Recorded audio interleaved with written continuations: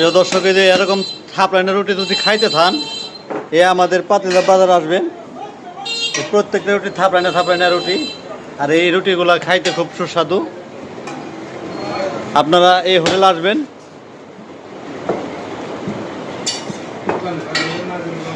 আর এই হোটেলের সবচেয়ে বড় বিষয় হলো এই যে ডালগুলো, ওখানে ডাল ভাজি ফ্রি পাবেন।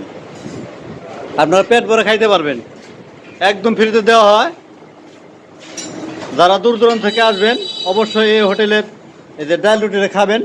আবার সাথে আছে যে খিচুড়ি, বোনা খিচুড়ি। কটা প্লেট?